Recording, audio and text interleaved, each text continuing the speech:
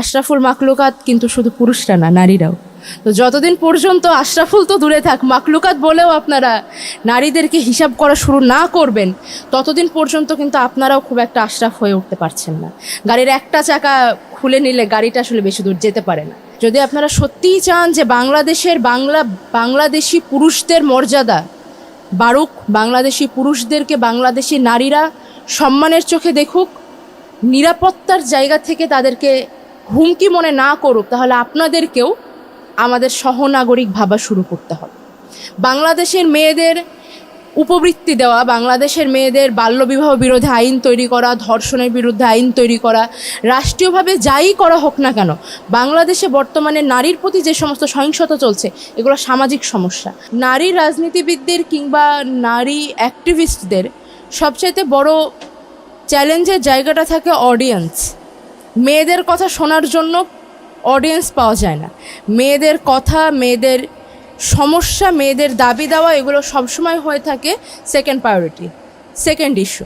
আপনারা এখানে আমার সামনে যারা আছেন প্রায় প্রত্যেককেই দেখে এসেছি একটা দীর্ঘ সময় ধরে বাংলাদেশের স্বৈরাচারের বিরুদ্ধে নিজের আওয়াজ উঁচু করতে, রাজপথে থাকতে এবং একই সাথে নারী পুরুষের বিভাজনের বাইরে গিয়ে একতা এবং সমতা, ন্যায্যতার প্রতিষ্ঠার জন্য হাজির থাকতে দেখেছি।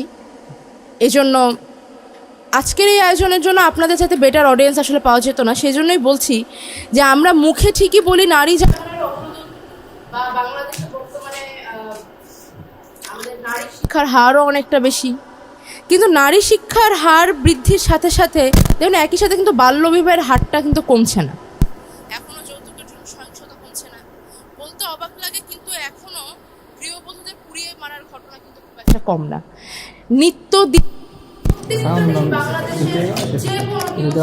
আপনি চোখ বন্ধ করে খুলে কোনো এক জায়গায় হাত রাখবেন, দেখবেন সেই পৃষ্ঠায় কোনো না কোনো ধর্ষণের খবর রয়েছে।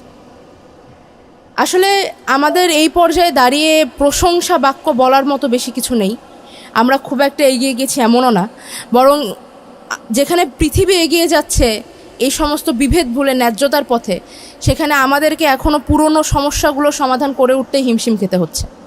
আমার মনে হয় আপনাদের এবং আমাদের উচিত আসলে পেছন ফিরে তাকিয়ে সমস্যার মূলটা কোথায়, শেকড়টা কোথায় সেটা খুঁজে দেখা। আমি যখন আরেকটু ছোট ছিলাম তখন আমার খুব একটা ধারণা ছিল। আমি মনে করতাম যে আধুনিকায়ন শুধু নারীদের একার হয়েছে, নারীরা আধুনিক হয়ে অনেকটা এগিয়ে গিয়েছে, কিন্তু পুরুষরা ততখানি আধুনিক হয়নি যতখানি আধুনিক হলে আধুনিক নারীদের সাথে একই সাথে টেবিল শেয়ার করে। দেখেছি কাঁধে কাঁধ মিলিয়ে, হাতে হাত মিলিয়ে ব্যারিকেডের সামনে, ব্যানারের সামনে, মিছিলে, স্লোগানে কিভাবে নারী পুরুষ একসাথে স্বৈরাচারের বিরুদ্ধে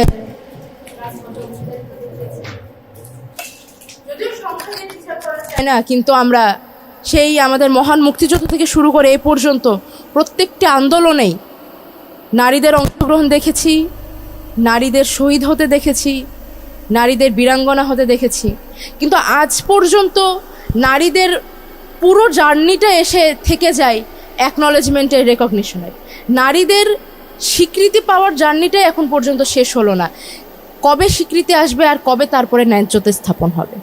আপনাদের কাছে আমার অনুরোধ থাকবে, সমতা, একতা, ন্যায্যতার আলাপের বাইরে গিয়ে স্বীকৃতির আলাপটা নিয়ে আসেন। বাংলাদেশে নারীদের অবস্থান এখনও অনেক অনেক অনেক পেছনে। কিছু নারী বিসিএস ক্যাডার হয়ে গিয়েছে, কিছু নারী আজ বড় আমলা, কিছু নারী বিজ্ঞানী, কিছু নারী অনেক বড় ডাক্তার, কিছু নারী খুব ভালো ইঞ্জিনিয়ার। এটা দিয়ে বাংলাদেশের নারীদের সার্বিক অবস্থার উন্নতি হচ্ছে না। আজও বাংলাদেশের শুধু তৃণমূলেও না, বা আমি নিম্ন মধ্যবিত্ত শ্রেণীতেও না, মধ্যবিত্ত শ্রেণীতেও কোনো বাল্যবিবাহের মতো বিপদের সাথে লড়াই করতে হচ্ছে। আর অনলাইন সাইবার বুলিংয়ের কথা নাই বলি, আমি নিজেই এটার অনেক বড় একজন ভিকটিম, এবং আমার আসলে এটা নিয়ে খুব বেশি কিছু বলার নেই, কারণ আমি পারিনি আমার সাথে হয় ইনজাস্টিসগুলো নিয়ে ফাইট দিতে। আমার সাথে হয়ে যাওয়া সাইবার বুলিং নিয়ে আমি কিছু করতে পারি নাই। এবং দেখেন, মারা যাওয়া 100 বছর হয়ে গিয়েছে, বেগম রোকেয়া পর্যন্ত এখন পর্যন্ত সাইবার বুলিং হচ্ছে। এই মুহূর্তে আপনারা ফেসবুকে ঢুকে দেখেন কোথাও না কোথাও বেগম রোকেয়াকে গালি দেওয়া হচ্ছে। বিশ্ববিদ্যালয়ের শিক্ষকরা পর্যন্ত বেগম রোকেয়াকে কাফের, মুরতাদ, নাস্তিক ঘোষণা দিচ্ছে।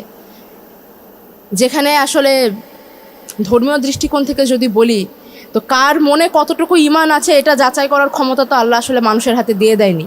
তো আসলে যাচাই করতে গিয়ে যারা কাফের মুরতাদ বলে দিচ্ছে তারা আসলে কাফের মুরতাদ হয়ে যাচ্ছে কিনা এই হিসাবটাই বা কে করবে।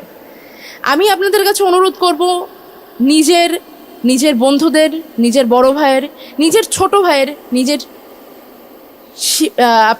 আপনারা অনেকে টিউশন করেন, অনেকে শিক্ষকতার সাথে যুক্ত আছেন, আপনার ছাত্রছাত্রীদেরকে এটা শেখান যে কথাটা সামনে মুখ ফুলিয়ে বুক ফুলিয়ে বলা যায় না, সেই কথাটা মুখ লুকিয়ে ফেক আইডির আড়ালে বলার মধ্যে যেমন পুরুষত্ব নেই তেমনি মনুষ্যত্বও নেই। আজকে এই নারী দিবসে আমি আসলে আমার কাছে 8ই মার্চে কখনো নারী দিবস মনে হয় না। বাংলাদেশে দাঁড়িয়ে আমার বেগম রোকেয়ার জন্মদিবসটাই নারী দিবস বলে মনে হয়। আমাদের জন্য ওনার চাইতে এত বেশি তো কেউ করেননি। তো বেগম রোকেয়ার এই জয়ন্তীতে দাঁড়িয়ে আমি আপনাদের কাছে অনুরোধ জানাতে চাই, যতদিন না পর্যন্ত আপনারা আপনাদের সহনাগরিকদের মানুষ হিসেবে গণ্য করা শুরু করবেন। আশরাফুল মাখলুকাত কিন্তু শুধু পুরুষরা না, নারীরাও। তো যতদিন পর্যন্ত আশরাফুল তো দূরে থাক, মাখলুকাত বলেও আপনারা নারীদেরকে হিসাব করা শুরু না করবেন, ততদিন পর্যন্ত কিন্তু আপনারাও খুব একটা আশরাফ হয়ে উঠতে পারছেন না। গাড়ির একটা চাকা খুলে নিলে গাড়িটা আসলে বেশি দূর যেতে পারে না। আমি আজকের আমার এই বক্তব্য একান্তই আমার সামনে বসে থাকা আমার পুরুষ সহযোদ্ধা, সহকর্মী, ছোট ভাই, বড় ভাই, বন্ধুদের জন্য। আপনারা যদি এগোতে চান, একা এগোনো আসলে সম্ভব নয়। আপনারা যখন দেখেন যে আপনার পাশের একটি ছেলে, আপনার বন্ধু, হ্যাঁ ঠিক আছে আমার ক্লাস ফ্রেন্ড, ও অনলাইনে গিয়ে বুলি করতেছে আমার আর একটা ক্লাস ফ্রেন্ডকে, আমার তো বন্ধু, আমাকে তো বলছে না, আপনাকে বলছে না, কিন্তু কালকে আপনার বোনকে বলবে। এটার মধ্যে কোনো গর্ব নেই। যদি আপনারা সত্যিই চান যে বাংলাদেশি পুরুষদের মর্যাদা বাড়ুক, বাংলাদেশি পুরুষদেরকে বাংলাদেশি নারীরা সম্মানের চোখে দেখুক, নিরাপত্তার জায়গা থেকে তাদেরকে হুমকি মনে না করুক, তাহলে আপনাদেরকেও আমাদের সহনাগরিক ভাবা শুরু করতে হবে। বাংলাদেশের মেয়েদের উপবৃত্তি দেওয়া, বাংলাদেশের মেয়েদের বাল্যবিবাহ বিরোধী আইন তৈরি করা, ধর্ষণের বিরুদ্ধে আইন তৈরি করা, রাষ্ট্রীয়ভাবে যাই করা হোক না কেন, বাংলাদেশে বর্তমানে নারীর প্রতি যে সমস্ত সহিংসতা চলছে এগুলো সামাজিক সমস্যা। একটি সামাজিক আন্দোলন ছাড়া এই সমস্ত সমস্যার সমাধানের কোনো উপায় নেই। আর এই সামাজিক আন্দোলনটাও গড়ে তুলতে পারেন আপনারাই, কারণ আপনারা বর্তমানে বাংলাদেশে ইয়াংগেস্ট এবং সবচাইতে বেশি নতুন ধারণা ধারক এবং বাহক আপনারা। একমাত্র আপনারাই পারবেন চেষ্টা করলে একটি সামাজিক আন্দোলন দাঁড় করতে। এবং যেহেতু জাতীয় ছাত্রশক্তি ছাত্রদের নিয়ে কাজ করে, আপনাদের কাছে সুযোগ আছে বই পড়ার, বই লেখার, শিক্ষার মাধ্যমে একটি আন্দোলন গড়ে তোলার। আমি আপনাদের কাছে অনুরোধ জানাবো, জাতীয় ছাত্রশক্তির কাছে অনুরোধ জানাবো, জাতীয় ছাত্রশক্তির আমার অনেক বন্ধু বান্ধব এখানে রয়েছে। আমার বন্ধু জাহিদা হাসান এখানে আছেন, আমার ছোটো ভাই বাকির মজুমদার আছে, দুজনই আমার খুব কাছের, আমার খুব স্নেহের। তাদের কাছে আমার অনুরোধ থাকবে, আমার ছোটো বোন রিদি আছে এখানে, তাদের কাছে আমার অনুরোধ থাকবে যে আপনারা আপনাদের কার্যক্রম যতখানি রাজনৈতিক ততখানি সামাজিক করে গড়ে তুলুন।